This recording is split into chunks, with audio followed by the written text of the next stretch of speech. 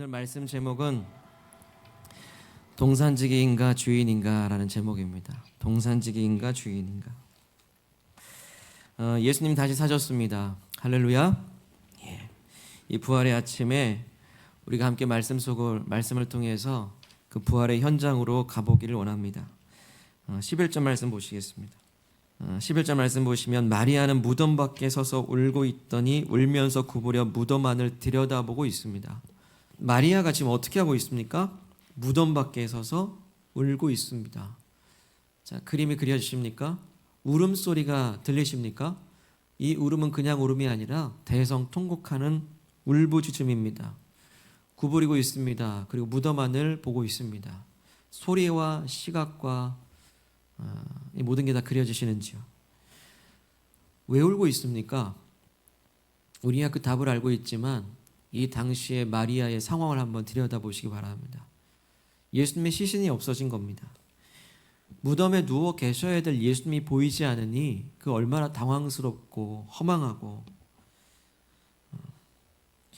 울부짖을 수밖에 없습니다. 무덤 안을 들여다보니 대신 두 천사가 예수님의 시체 뉘었던 곳에 하나는 머리편에 하나는 발편에 앉아 있습니다. 그 천사가 마리아에게 이렇게 묻습니다. 어찌하여 우느냐? 어찌하여 우느냐? 13절의 내용이죠. 마리아가 말합니다.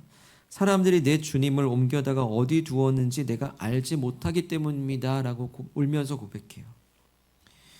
예수님께서 그토록 십자가에서 비참한 죽음을 당하셨는데도 이제는 그 마지막 그 시신마저도 좀 더 살펴드리기 위해 왔건만은 그 시신마저도 누가 훔쳐가고 없는 거예요. 그렇게 망연자실 앉아있을 때에 망연자실 할 때 뒤를 딱 뒤돌아섭니다. 이 말을 하고 돌아서는 순간에 마리아 앞에 한 사람이 서 있습니다. 바로 부활하신 예수님이셨습니다. 하지만 마리아는 예수님을 알아보지 못했죠. 14절 말씀 보시면 이 말을 하고 뒤로 돌이켜 예수께서 서 계신 것을 보았으나 예수이신 줄은 알지 못하더라 합니다. 자, 마리아 보기에 이 사람은 예수님이라 할 수 없었어요. 그리고 동산지기인 줄 알았다 합니다. 마리아 보기에 이 사람은 이 동산을 지키는 동산지기임이 분명했습니다. 근데 이 마리아 보기에 동산지기인 이 사람도 마리아에게 똑같이 질문합니다. 여자여 어찌하여 울고 있습니까? 그리고 누구를 찾고 있습니까? 라고 질문하죠. 마리아는 어서 빨리 예수님을 찾아야 된다는 그 생각 하나밖에 없었어요. 그래서 그 동산지기에게 다짜고짜 묻습니다. 우리 15절 하반절쯤 보시면요. 그가 동산지기인 줄 알고 이르되 주여 당신이 옮겼거든 어디 두었는지 내게 이르소서 그리하면 내가 가져가리이다 라고 그렇게 호소합니다. 한번 이 말씀을 자세히 한번 보죠. 이 한 구절에 마리아가 얼마나 다급하고 얼마나 간절하고 얼마나 애가 탔는지 이 한 구절에서 볼 수 있습니다. 자, 얼마나 이 마리아가 애가 타는가? 이 구절을 다시 보면 마리아의 질문에는요, 뭐 하나가 빠져 있습니다. 뭐가 빠져 있습니까? 마리아의 질문에는 목적어가 없어요. 그러니까 그 동산지기에게 무엇을 옮겼는지 그리고 무엇을 어디에 두었는지 설명하지 않고 그냥 무작정 당신이 옮겼습니까? 옮겼으면 어디 두셨습니까? 묻는 거예요. 도대체 뭘 옮겼고 뭘 숨겼는지에 대해서 정보를 제공하지 않고 무조건 달라 하는 거예요. 게다가 예수님의 시신을 내가 가져가겠다라고 합니다. 여자 혼자 몸으로 축 처진 시신을 옮겨간다는 건 굉장히 힘든 일이죠. 할 수 없는 일입니다. 그러나 찾아야 돼요.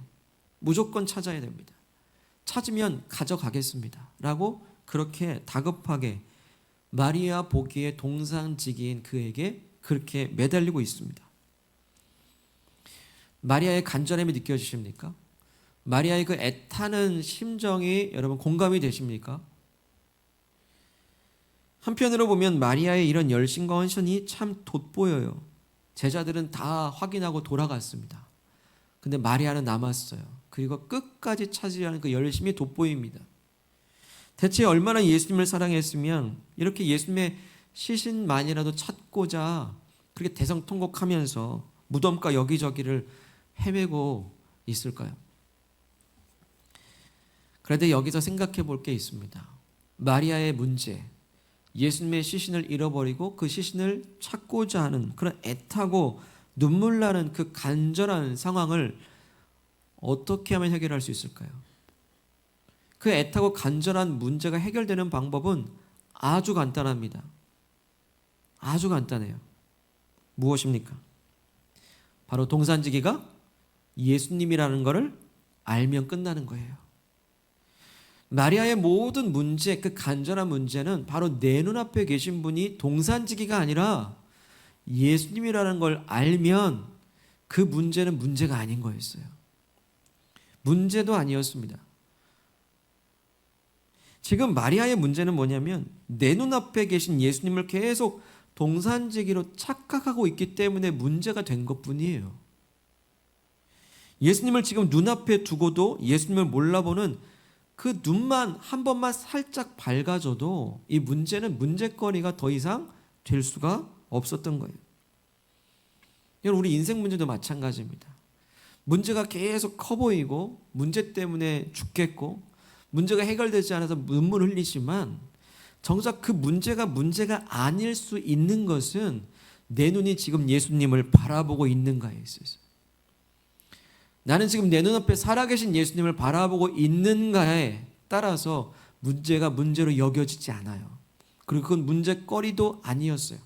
사실 우리가 그 문제 앞에서 예수님보다 문제를 더 크게 바라보기 때문에 문제 때문에 압도당하고 있을 뿐이지 우리의 눈 한 번 밝게 뜨면 우리의 고개 들어서 예수님 한 분 바라보면 어느새 그 예수님이 커 보이면 크신 능력의 주님 앞에서 문제는 사실 문제거리가 아니었어요. 울 일도 아니었음을 우리는 또 발견하게 됩니다. 그게 바로 부활의 능력이에요. 그게 바로 살아계신 예수님과 함께 동행하는 부활의 삶입니다. 때문에 부활은 설명하는 게 아니라 부활은 사는 거예요. 부활은 증명하는 게 아니라 내가 예수님과 어떻게 사는지를 보여주는 것밖에 없습니다. 그게 능력이기 때문에 그래요. 사실 보십시오. 마리아가 그 동산지기에게 했던 요구들은요, 사실 다 헛된 요구들이었어요. 그리고 잘못된 요청들이었습니다. 보십시오. 시신이 없는데 시신을 달라 하니 그건 잘못된 요구입니다. 시신을 옮긴 적도 없는데 옮긴 것을 알려달라 하니 그건 잘못된 요구입니다. 또한 내어줄 시신도 없는데도 내가 가져가겠다라고 그렇게 앞장서고 있으니 잘못된 열정입니다. 우리 혹시 그렇지 않습니까? 우리가 잘못된 요구를 하고 있다는 거예요. 우리 예수 그리스도의 이름으로 기도하는데 그 예수 그리스도의 이름은 살아계신 예수 그리스도의 이름입니까? 아니면 죽은 예수 그리스도의 이름입니까? 그 동산지기는 동산지기가 아니라 바로 예수님이신 거예요. 결과만 놓고 보게 되면요, 지금 마리아는 예수님께 예수님의 시신을 달라고 요구하고 있습니다. 얼마나 이 아이러니입니까? 역설적입니까? 예수님이 그 장본인에게 예수님께 예수님의 시신을 달라고 하는 그 요구, 그 간구, 이런 잘못된 거 아닙니까? 예수님을 살아계신 주님으로 믿지 못하게 되면 이런 일이 발생되는 거예요. 예수님이 지금도 살아계셔서 나와 함께 계신다고 내 앞에 계신다는 걸 믿지 못하게 되면 우리도 똑같은 이런 일들을 반복하게 된다는 겁니다. 마리아가 지금 예수님을 동산지기로 굳게 믿고 있는 이유는 뭡니까? 예수님도 죽었다고 굳게 믿고 있기 때문이죠. 예수님이 죽었다고 굳게 믿게 되면 동산지기로 굳게 믿게 되는 겁니다. 예수님은 죽으셨다 이런 고정된 생각에 사로잡히게 되면요, 예수님을 내 앞에 눈으로 보면서도 동산지기로 착각하게 되는 겁니다.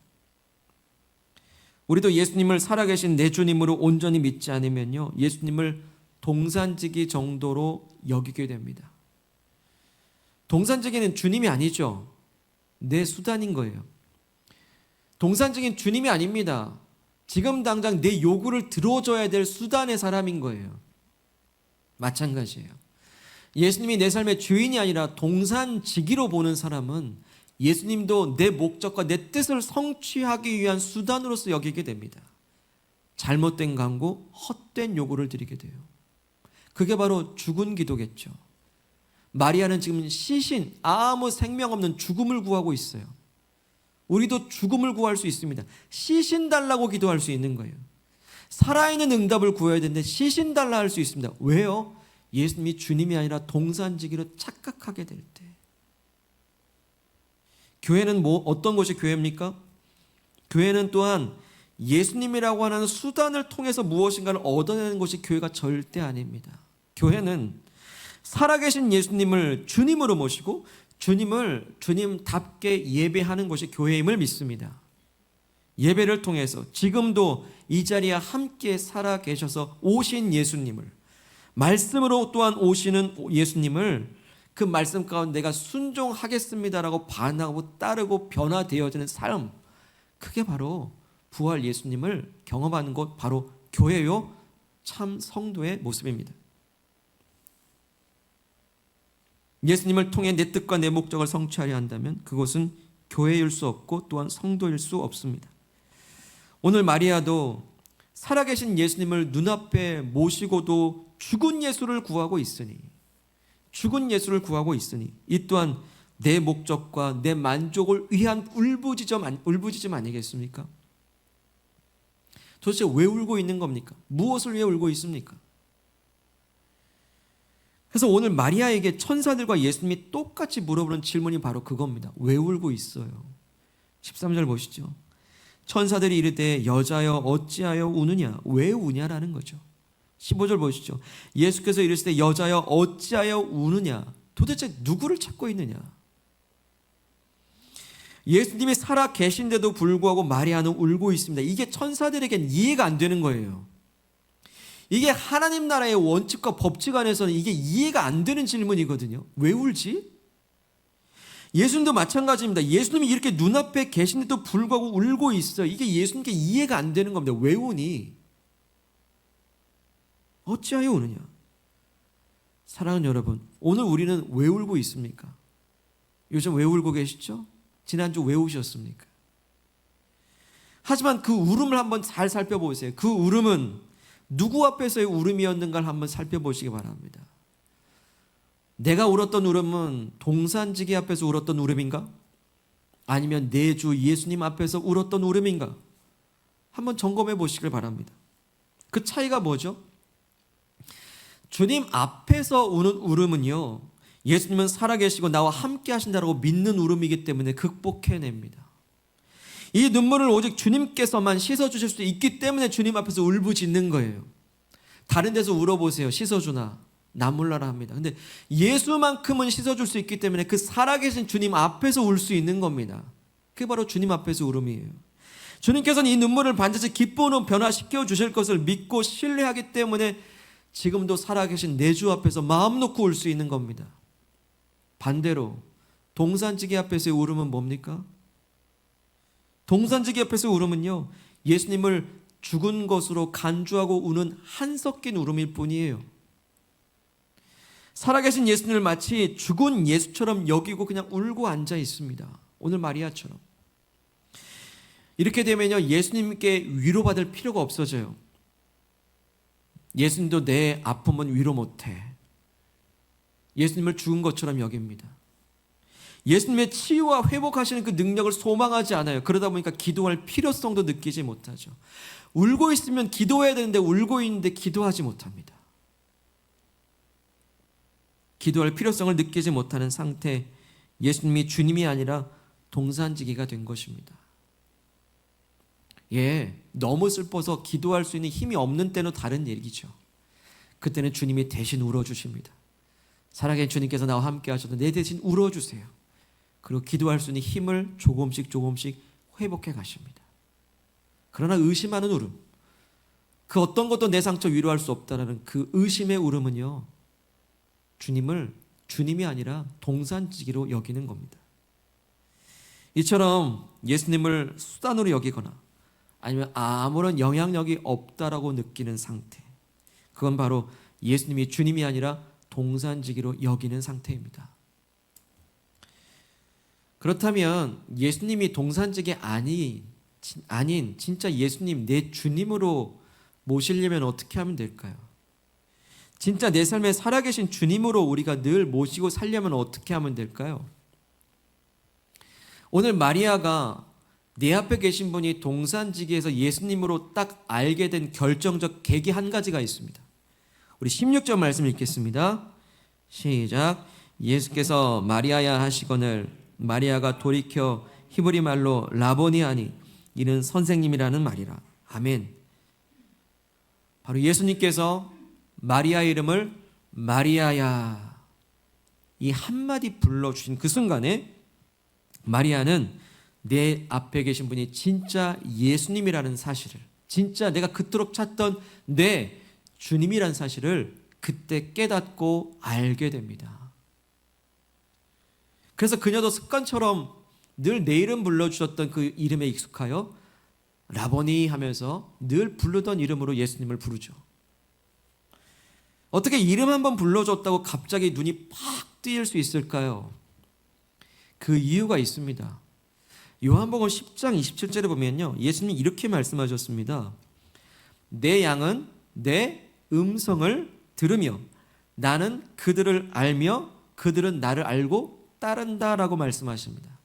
자, 목자와 양의 관계, 서로 사람이고 짐승인데도 불구하고 소통이 되는 이유는 항상 그 양의 이름을 불러줬던 목자의 음성에 친숙해져 있기 때문입니다.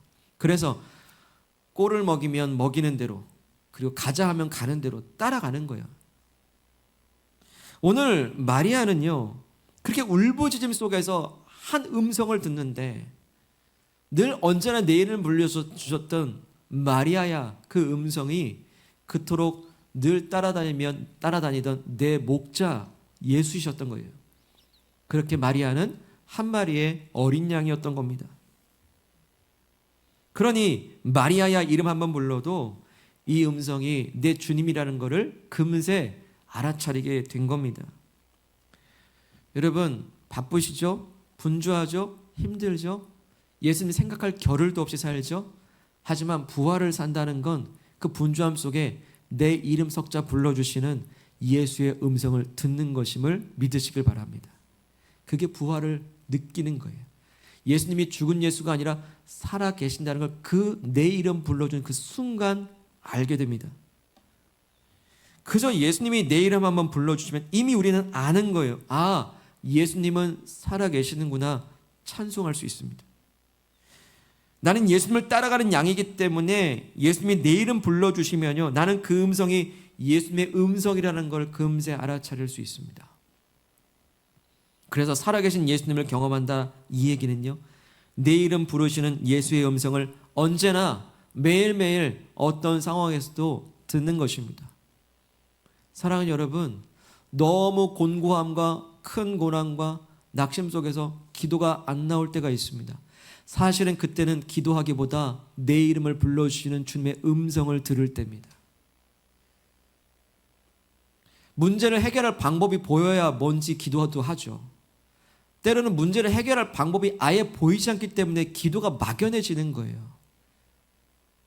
아무 말도 나오지 않고 눈물만 나옵니다. 사실은 그때는 내가 뭔가를 요청하는 기도를 드리는 것이 아니라요, 그 순간 잠잠히 앉아 내 이름을 불러주시는 그 이름 석자 듣는 것이 기도입니다. 그럼 어떻게 될까요? 절망과 죽음 같은 상황인데 예수님이 살아계심으로 경험되기 시작합니다. 내 이름 부르면서 그 눈물 가운데 만나주시는 예수님을 우리는 손잡게 되는 거예요. 그게 부활입니다.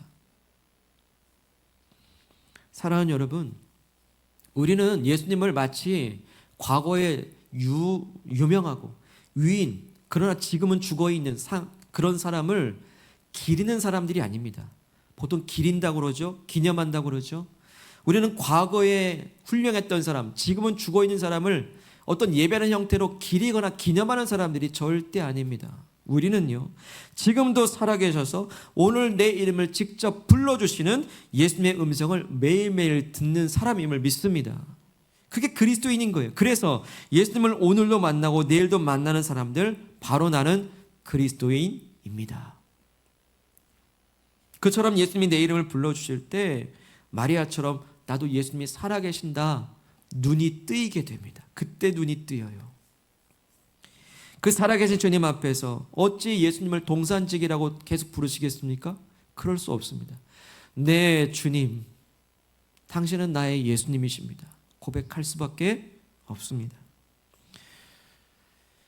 우린 이 세상을 살아갑니다.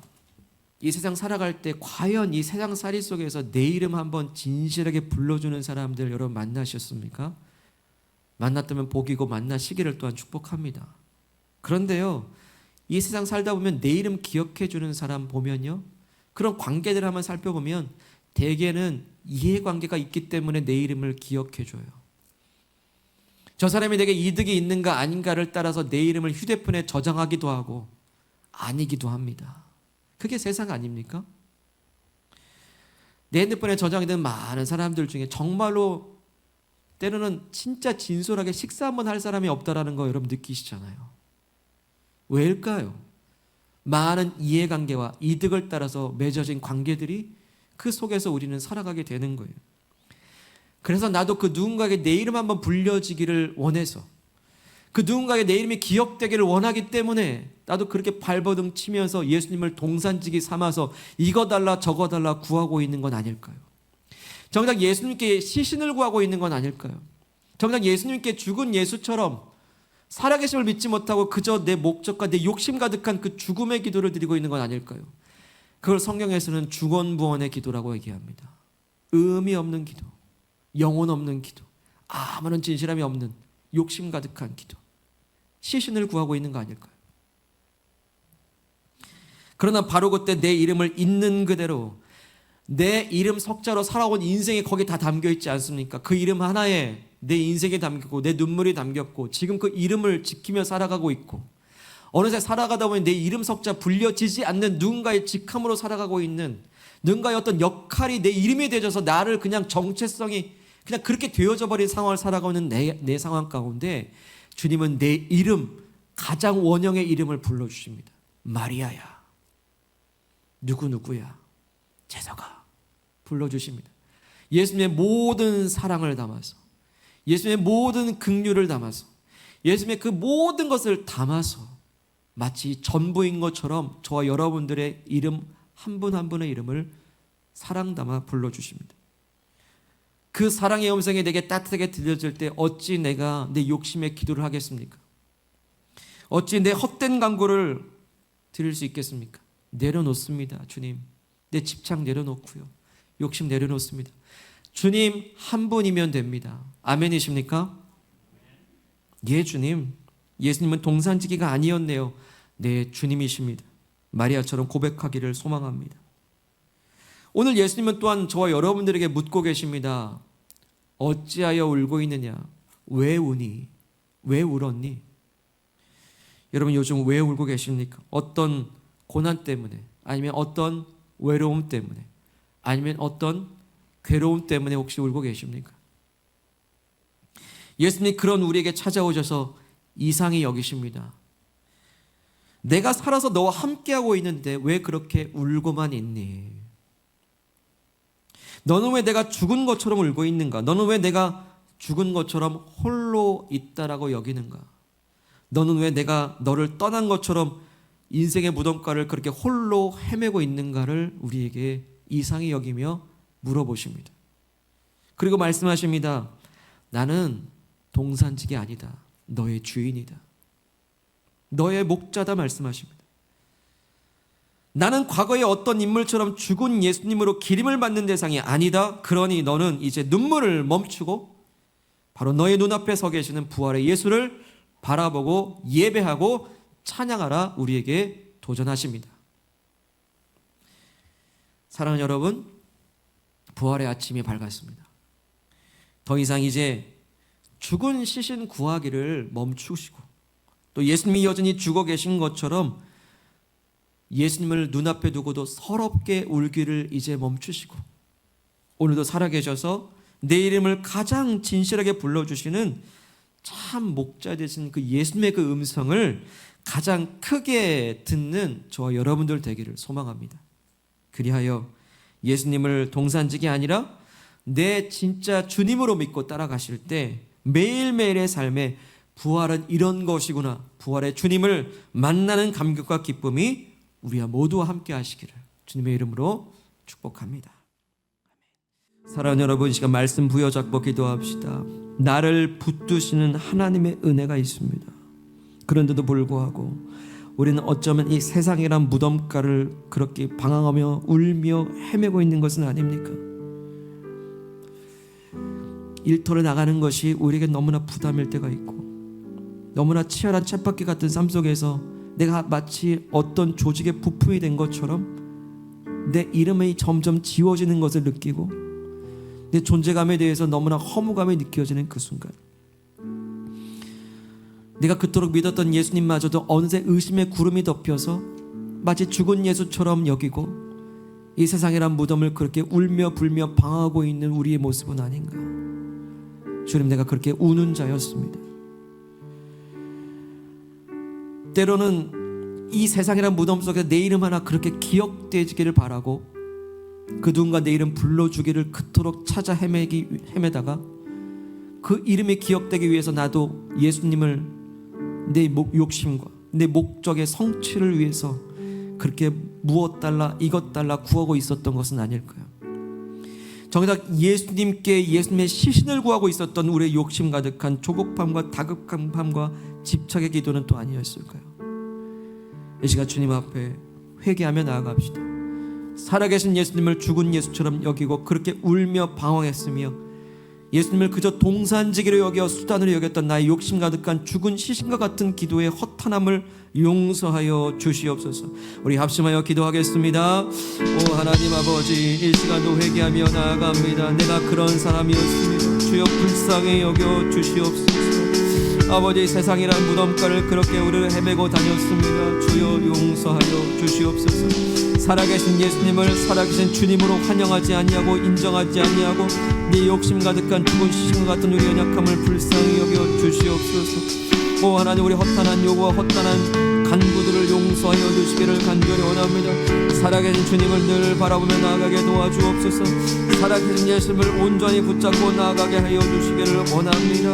우리의 눈을 열어주시옵소서. 이 죄인을 용서하여 주옵소서. 우리의 부족함을 용서하여 주시옵소서. 아버지, 살아계신 주님을 죽은 예수를 이겼던 우리의 의심을 용서하여 주시옵소서. 주님 도와주시옵소서. 용서해 주옵소서. 이 시간 또한 기도하실 때 우리에게 말씀하십니다. 어찌하여 우느냐? 예, 울 수밖에 없죠. 세상의 문제와 고통 속에서 울음 가득한 현실을 우리는 살아갑니다. 다만 우리의 울음은 동산지기 앞에서 울음인가? 아니면 진짜 내 주님, 내 목자 앞에서 울음인가? 주님 울음을 씻어주실 줄로 믿습니다. 이 슬픔이 만하여 기쁨이 되게 하실 주님의 능력을 믿습니다. 주님, 오늘은 울음 가운데 있지만 내가 홀로 있지 아니하며 살아계신 주님과 함께 동행하는 걸음걸음인 줄 내가 믿습니다. 주여, 그 살아계신 주님의 음성을 듣게 하사 오늘 내 이름을 불러주시는 그 음성을 크게 듣게 하여 주시옵소서. 내 귀와 눈과 마음을 열어달라고 합심하여 기도하겠습니다. 오 하나님 아버지, 이 시간도 간구하며 기도합니다. 거룩하신 주님, 내 눈을 열어주시옵소서. 내 귀를 열어주시옵소서. 세상의 분주함 속에서도 내 주님께서 내 이름 불러주시는 그 음성 듣기를 간절히 원합니다. 부활을 살게 하옵소서. 부활의 능력을 경험하게 도와주시옵소서. 그 이름 내 불러주지 않을 때 내 이름 불러주시는 그 따뜻한 사랑의 음성을 가장 크게 듣는 삶이 되기를 주님 간절히 원합니다.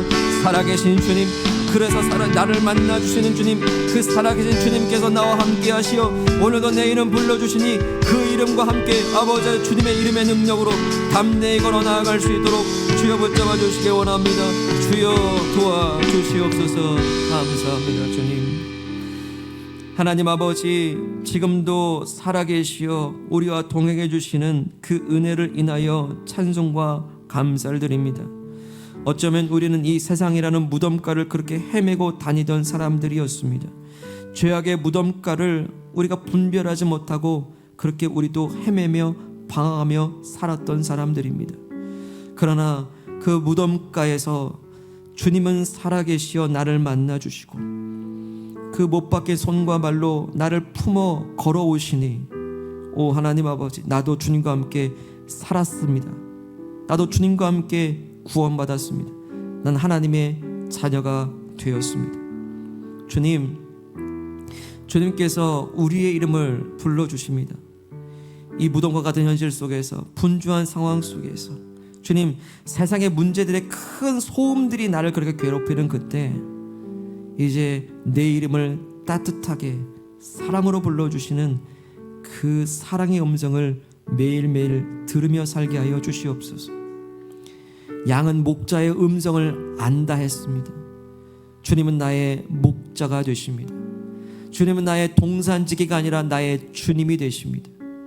이제 그 이름을 내게 불러주실 때 어쩌면 시신과 같은 기도에 많은 간과 헛된 요구들을 내려놓습니다. 주님, 내게 말씀하여 주시옵소서. 주님, 이제 주님이 내 진짜 목자의 주님으로 모셔드릴 때 이제 부활을 살아내길 원합니다. 부활을 설명하기보다 살게 하시고, 부활을 증명하기보다 품게 하셔서 부활의 능력이 어떠한지를 내 삶이 드러내게 하시기를 원합니다. 이제 늘 불러주시는, 내 이름 불러주시는 그 음성 앞에, 내 눈앞에 주님이 진짜 살아계심을 매일매일 경험하는 부활의 삶이, 생활이 되게 하여 주시옵소서.